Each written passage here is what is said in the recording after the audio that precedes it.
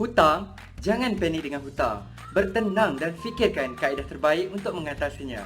Pertama, anda perlu mengaku bahawa anda banyak berhutang. Dengan pengakuan tersebut, anda akan sedar akan apa yang anda sedang hadapi sekarang. Yang kedua, periksa status kewangan. Anda boleh hadir ke bank bagi mengetahui status kewangan anda sekarang. Dan yang ketiga, segera perbetulkan keadaan. Tindakan melewat-lewatkan tindakan ini akan mengeruhkan lagi keadaan pada masa akan datang. 4. Asas penting pengurusan hutang. Prinsip yang pertama, beli secara tunai. Elakkan pinjaman peribadi demi kepuasan diri. Prinsip yang kedua, hidup di bawah kemampuan, bukan ikut kemampuan. Sebagai contoh, kalau seseorang mampu memakai kereta wajar, dia cuma pakai kereta wira. Bahkan mungkin cuma pakai kereta saga sahaja. Kerana saga dah cukup memadai untuk keperluan dia. Perbezaan nilai antara mampu dan perlu itulah aset yang membuatkan seseorang itu lebih kaya. Yang ketiga, mulakan tabiat menyimpan walaupun sedikit.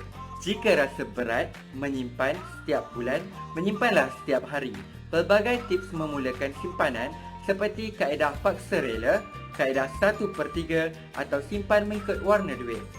Prinsip yang keempat, bina pendapatan kedua. Pendapatan kedua akan membantu anda untuk mengurangkan hutang dan persediaan sekiranya berlakunya kecemasan. Panduan merancang simpanan. Yang pertama, tentukan apakah keperluan, aktiviti, keperluan yang anda inginkan selepas bersara, seperti hidup mewah ataupun bercuti seluruh dunia.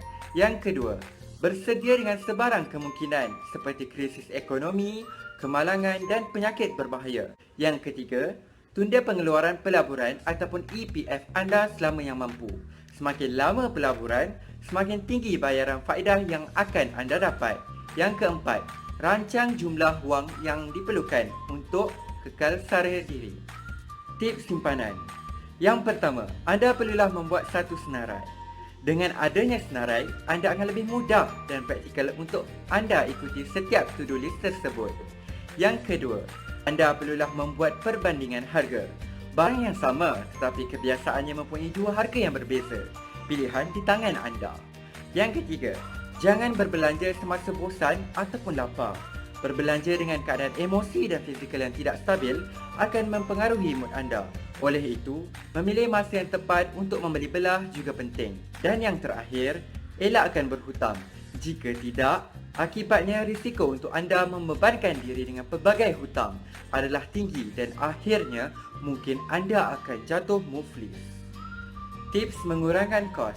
Yang pertama, jangan merokok kerana hasil dapatan mendapati bahawa selama 7 tahun merokok akan mendapat pulangan sebanyak RM20,000. Yang kedua, menulis barangan yang hendak dibeli. Senarai pembelian amatlah perlu bagi mengelakkan sebarang pembaziran. Yang keempat, membeli barangan terpakai. Kebanyakan barang terpakai mempunyai harga yang lebih murah berbanding yang baru, tetapi masih mempunyai fungsi yang sama. Yang kelima, membeli secara tunai. Anda perlulah mengelakkan bayaran ansur atau berhutang apabila membeli belah.